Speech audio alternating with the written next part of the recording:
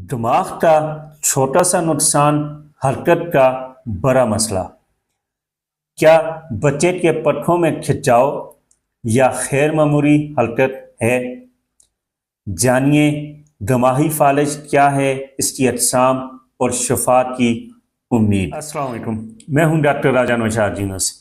सीरिब्रल palsy या CP वो तबी हालत है जो पैदाइश से पहले, दौरान या बाद में दिमाग के हरकत करने वाले हिस्से को पहुंचने वाले नुकसान की वजह से होती है। दरअसल ये दिमाग का फालिज होता है। सीपी वक्त के साथ बिगड़ता नहीं, लेकिन ये बच्चे की नशोनुमा पर गहरे असरात डालता है। आज की वीडियो में हम देखेंगे सीपी है क्या, उसकी अक़साम क्या हैं, और अगर हम जल्द उसको डायग्नोज कर लें, तशख़ीस कर लें, तो उसका इलाज कैसे मुमकिन है।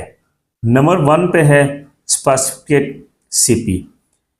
ये आम सी किस्म है।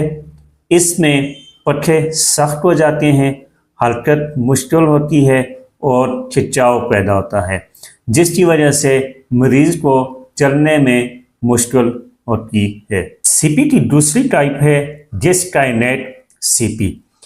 इसमें मरीज के उज़लात उसके कंट्रोल में नहीं रहते और उसके हाथ पांव या जिस्म गैर इरादी तौर पर हरकत करता रहता है। तीसरी टाइप है एटास्टिक सीपी। इसमें बच्चे का तवाज़न यानी कि बैलेंस मुतासर होता है। बच्चा चलने फिरने में लड़खड़ाते चलता है या किसी भी चीज़ को पकड़ने में उसको मुश्किल पेश आती है। चौथी टाइप मिक्स सीपी होता है, जिसमें 2 या 2 से ज़्यादा सीपी की अक़साम की अलामात मौजूद होती हैं। बच्चों में सीपी की ये अलामात आमतौर पर ज़िंदगी के पहले 2 सालों में शुरू होती हैं। नंबर 1, नशोनुमा में काहिल, देर से बैठना या घुटनों के बल चलना या खड़ा होना। नंबर 2 पे है गैर मामूली रिफ्लेक्सेस। बच्चे के हाथ या पाँव में गैर मामूली हरकत का होना, रिफ्लेक्सेस का होना। इसके अलावा सीपी के बच्चों में सुनने, देखने या बोलने में दुश्वारी महसूस होना या सीखने की सलाहियत में माजूरी होना, ये भी सीपी की अलामात में आता है। सीपी का इलाज एक टीम वर्क है। फिजियोथेरेपी हरकत और पट्टों को मजबूत करने में अहम रोल अदा करती है और होम्योपैथी अंदरूनी निज़ाम को शफायाबी की तरफ लेके जाती है। फिजियोथेरेपी पट्टों के खिंचाव को कम करती है, लचक पैदा करती है और बच्चे को आज़ादाना हरकत सिखाती है। होम्योपैथी अद्वियात बच्चे के नर्वस सिस्टम को मजबूत करती हैं।